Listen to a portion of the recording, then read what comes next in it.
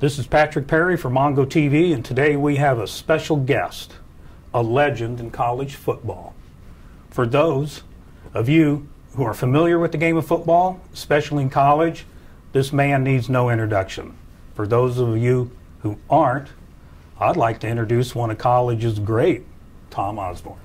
Well, thank you very much. You're very complimentary. Tom, you're welcome, and thank you for being with us today. I'd like to start out and ask, aside from coaching the Huskers for 25 years, winning 3 national championships, you served under Bob Devaney, first as an offensive assistant and then later as the offensive coordinator. And what I'd like to know, what was your experience like working with Bob Devaney? Well, Bob was a great guy to work for. He had a good sense of humor and good touch with people. You know, the players liked to play for him. Sometimes he had a temper, but he never held a grudge, and he always knew when to mix in a little bit of humor if he was upset. And so I would probably correct one thing. When Bob was a coach, we didn't have any titles, so I was never officially the offensive coordinator. But the last 2 or 3 years that I was with him, I did call most of the plays from the press box. I did work with the quarterbacks. And so I guess in many ways I adopted the role of a coordinator. And we had a guy named Monty Kiffin who later has become fairly well known as a professional coach, defensive coach, who ran the defense. So he had good people around him, but he himself was a great guy. I see you had some experience in the NFL with the San Francisco 49ers and Washington Redskins. And even though it wasn't a long time, how did that experience help you coaching in college football? Well, actually, back up a little bit, I went to Hastings College, which is a relatively small school, and had chances to go to some major schools, including the University of Nebraska. But I wanted to play both football and basketball, and everybody said, well, you got to do one or the other at the major college level. So I went to Hastings and had some success there. But I think the NFL experience answered at least one question for me that I would have always had, and that was, well, could I have played at a higher level? And so I learned a lot in those 3 years, 2 years with the 40, actually a year and a half with the 49ers and 2 years with the Redskins. And I felt it was a good experience. I certainly traveled the country, met a lot of great athletes, and at that time there were only 12 NFL teams, and today there's, I think, 33. And there were only 38 players on a team at that time, and today it's 53. So you can imagine that the pool was much smaller. And so I came into the NFL as a quarterback out of Hastings College, but the head coach at the 49ers was a guy named Red Hickey. And Red called me in the first day and he said, well, we only got two quarterback spots open, and we have John Brody and we have Y.A. Tittle, and we're only going to keep 2. And if you can beat out one of those guys, we'll go ahead. So I could tell that he was kind of politely telling me I better change spots. So I became a receiver that day, and something I had never done before, but made the transition. And so I hung on for 3 years, and then eventually had a hamstring injury that was bad enough I couldn't play anymore. But that was, in a way, a good thing, because I came back to the University of Nebraska, went to graduate school, and I eventually kind of slid into coaching. I didn't plan to be a coach, but as time went on, I found that the appeal of athletics just never left me, and so I ended up spending most of my life in athletics. It's a good thing you did. Well, I hope so. I think it worked out well for me. It did. I think it worked out for the whole state. Yeah. You were pretty well known, you know, with the eye back. I was wondering, how did you come up with that or get familiar with it, and why was it so successful at Nebraska? Well, when Bob Devaney came here, he ran from a formation, usually an unbalanced line with a full house backfield, which would be a little bit similar to the wishbone today. And Oklahoma had begun to have some success with the I formation, and people kind of caught up with Bob's offense, so he asked me if I would redesign the offense. And the one thing about the I formation, if you had a great back, he can go any place on the field. If you're in a full house backfield and you're the left halfback, that means basically you're limited to going straight ahead or wide to the right. And so there's a lot of places on the field where you really aren't going to be very effective. And so, for instance, if you had a great player like Amon Green or some of the great I-backs we had, we could certainly utilize them more effectively.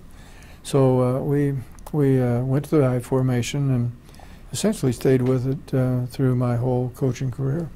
Sure. That was a pretty versatile type of offense, correct? Well, we did a lot of things. We ran a lot of different formations, but we were basically a running team and a lot of emphasis on the option. Sure. And you see a lot of that today on the zone read, where essentially there's one player that you're not blocking, and the quarterback finesses that guy. Either the guy comes and takes the back, and you pull the ball and run it as a quarterback, or if the defensive end hangs out there and he's ready to play the quarterback, you hand it off. And so there's one person that is unblocked, and that's true of option football. There's one person that you're either going to keep the ball or you're going to pitch it and finesse that guy.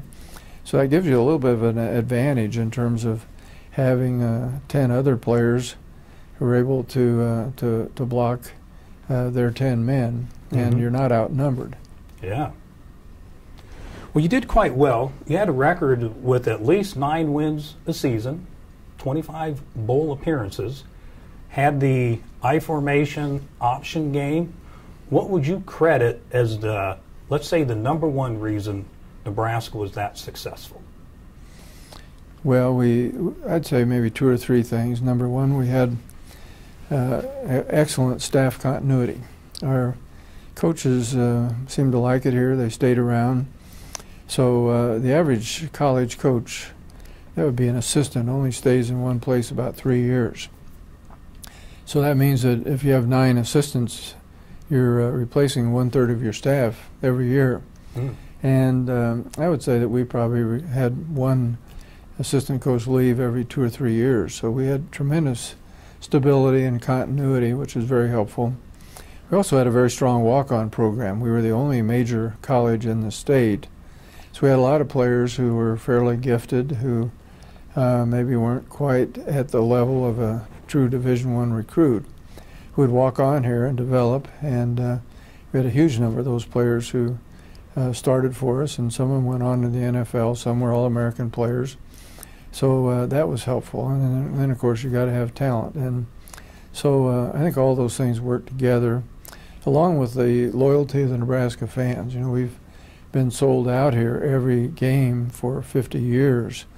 And I think that was a big recruiting advantage, just because when players would come here from California or other places around the country and see the loyalty of the fans and the fan base, that was always a big selling point. So we had a lot of things that worked well for us, but we were always battling population and distance, because with a low population base, we had to recruit nationally, and it's always harder to recruit players from both coasts and from Texas and from Florida than it is from people that are close by.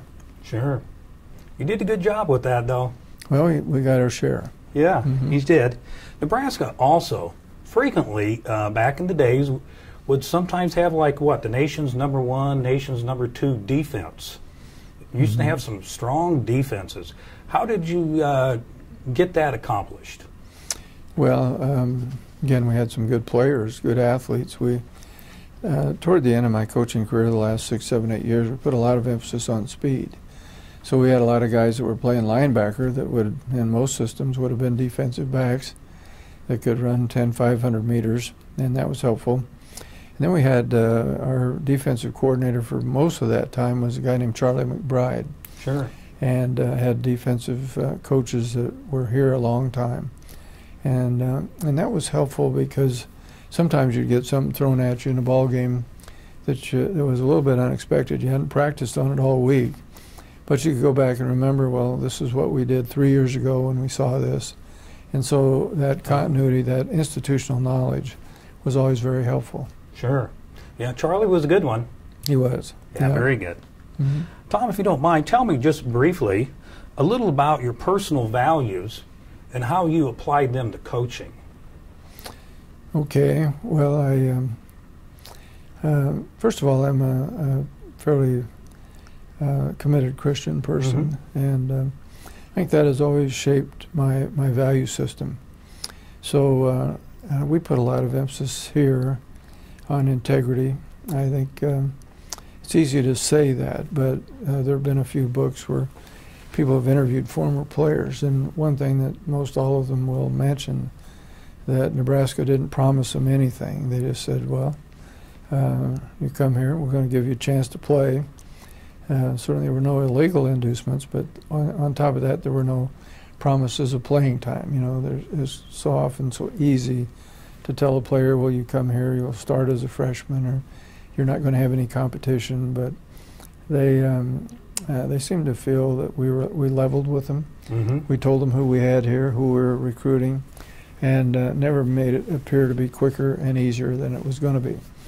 And so we lost some players, but I think for the most part we lost those guys that were looking for some kind of a quick fix. Sure. And the right ones tended to come.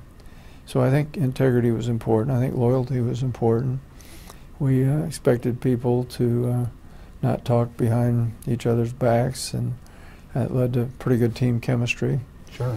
And great work ethic. We thought our players outworked a lot of teams that we had to play. And so all of those things, I think, were important, as well as a positive environment. We tried to never humiliate or denigrate a player, and as much as we could, we tried to be positive with them. Certainly if they made a mistake, you pointed it out, but you didn't try to humiliate him in the process. So those are some of the things I think that were helpful. Oh, I'm sure. And while coaching the Huskers, what do you consider some of your greatest accomplishments? Now, this could be on the field or off.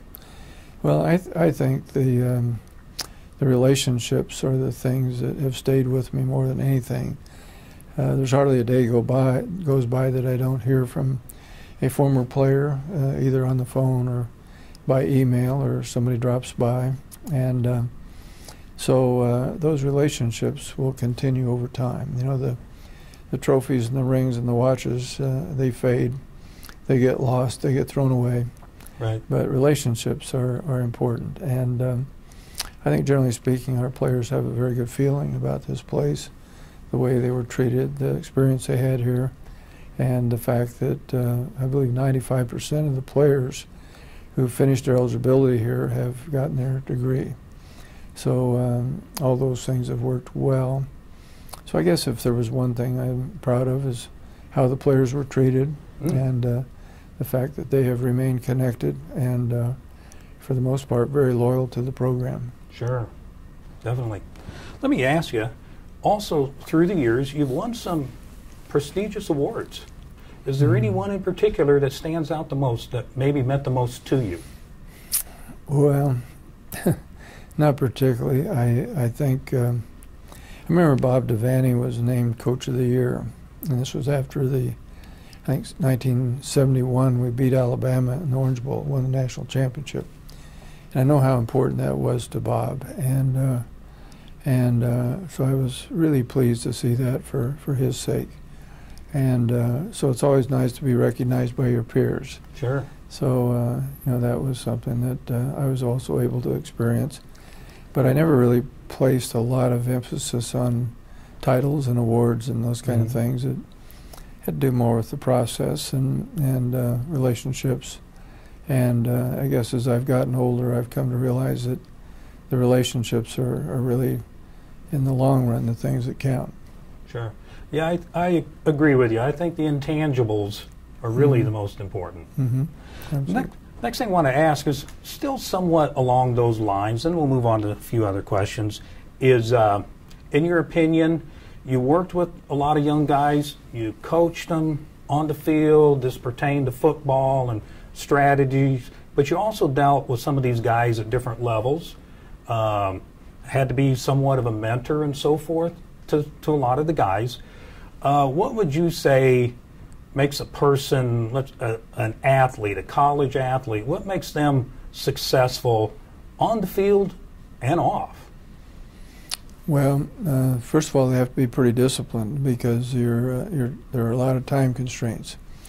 You're going to spend about 20 hours a week either lifting weights or practicing, and then you're going to be going to school, which is almost a full-time job, probably 40 hours a week in your schoolwork, and as a result, there isn't a lot of spare time. So whereas many students can spend 3, 4, 5 hours a day watching television or doing something that would be extracurricular, a college athlete can't do that.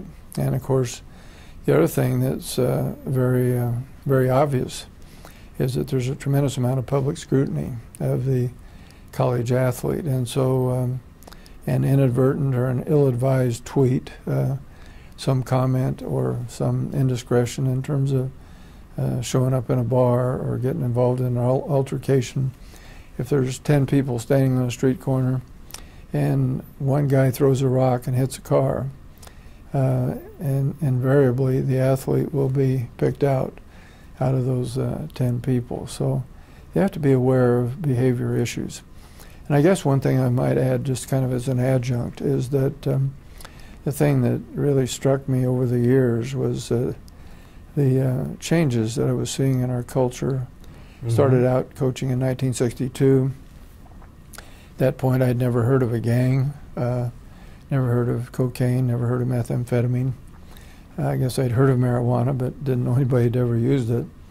And then by the end of my coaching career, I was starting to see some gang activity, not so much here in Lincoln, but around the country, certainly, and certainly there was a drug culture.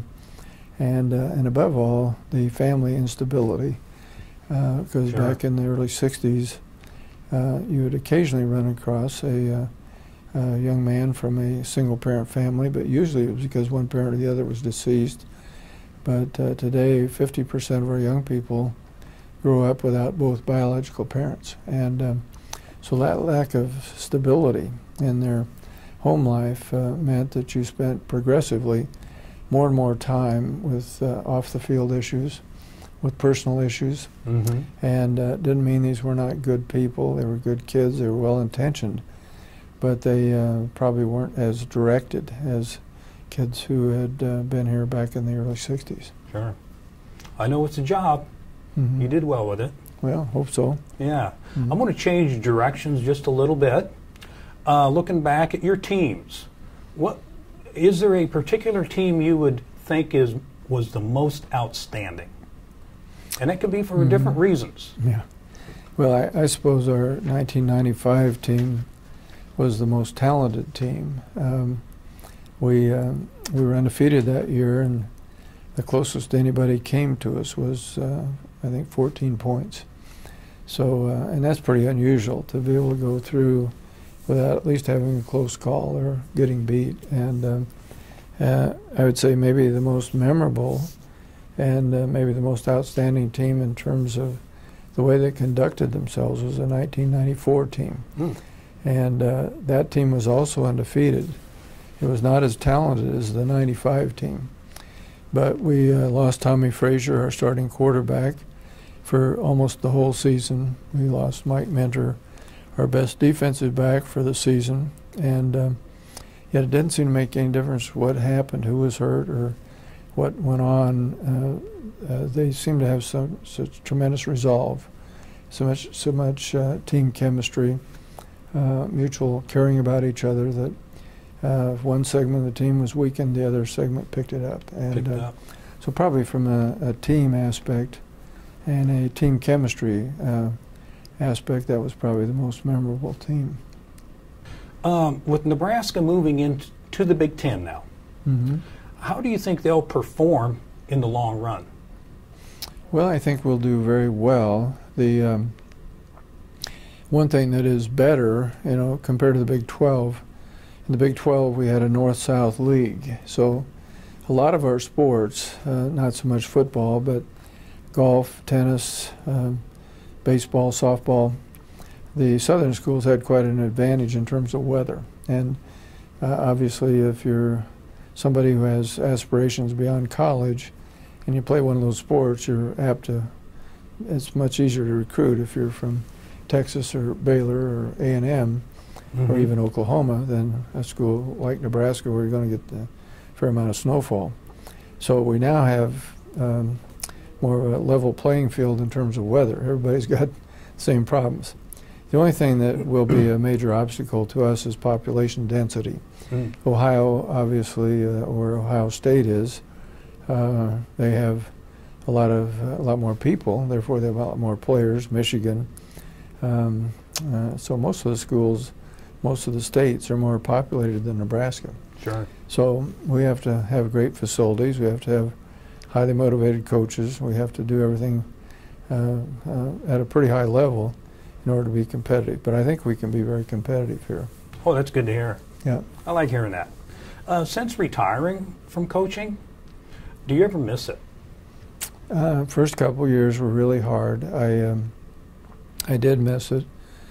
And I did have a chance to go to Michigan State and was very tempted and was thinking about it. And my grandson called me.